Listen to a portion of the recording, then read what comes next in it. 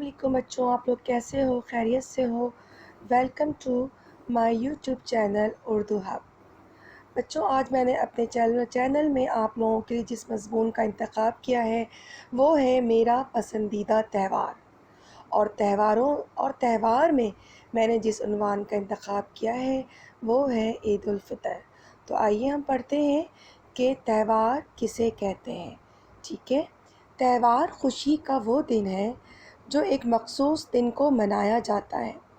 ہر ملک میں بسنے والے ہر مذاہب کے لوگ مختلف قسم کے تہوار اپنی ثقافت کے عین مطابق بہت عقیدت و احترام اور جوش و ولولے کے ساتھ مناتے ہیں۔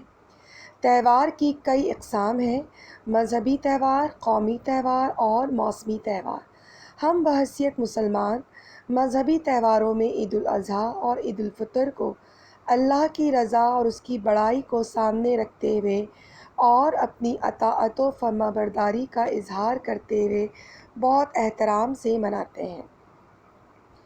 اس کے علاوہ قومی تہوار میں یوم آزادی کو خاص اہمیت حاصل ہے، جبکہ موسمی تہوار میں بہار کی آمد کو جشن بہارا کے نام سے خوش آمدید کہا جاتا ہے، جس میں رنگ برنگے پھولوں کی نمائش کا انعقاد کیا جاتا ہے۔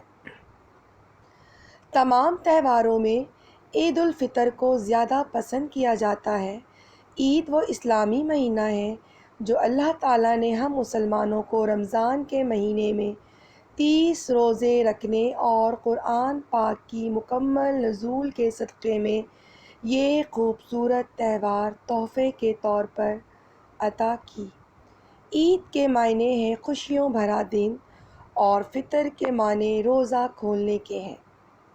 یہ وہ تہوار ہے جس کی تیاری میں بچے بڑے سب ہی کی دلچسپی دیدنی ہوتی ہے، اور شکرانے کے طور پر عید کو بہت خوبصورت طریقے سے خوش آمدید کہنا ہم مسلمانوں کی ریت بھی ہے۔ رمضان کی 29 یا 30 کی شام روزہ کھولتے ہی سب کی نظر آسمان کی طرف ہلال عید کو ڈھونڈنے میں مضطرب رہتی ہے، اور جیسے ہی ہلال عید بادلوں کی اوٹ سے اپنا معصوم و دلکش چہرہ چھلکاتا ہے تو سب کے چہرے خوشی سے دمکنے لگتے ہیں اور ایک دوسرے کو چاند مبارک کہتے پھولے نہیں سماتے۔ چاند رات کا بھی اپنا ایک الگ ہی حسن ہے۔ روشنیوں سے جگمگاتی دکانیں، چوڑیوں سے سجے اسٹال، مہندی لگوانے کے لیے لڑکیوں کی لمبی قطاریں اور گارمنٹس کی دکانوں پر بے پناہ رش، یہ وہ رونقیں ہیں جو صرف چاند رات کو ہی دیکھنے کو ملتی ہیں۔ فجر کی نماز کے بعد عید کی نماز کی تیاری اور نت نئے عمدہ و لذیذ پکوانوں کی تیاریاں اپنی جوبن پر ہوتی ہیں۔ اس دن مسلمان نئے اور صاف ستھرے کپڑے پہنتے ہیں، اور جو استطاعت نہیں رکھتے ان کے لیے حکم خداوندی ہے کہ وہ اپنے مال سے زکوٰۃ اور صدقہ فطر سے ان کی خوشیوں کو دوبالا کریں، ان کو گلے سے لگائیں، ان سے محبت و شفقت سے پیش آئیں۔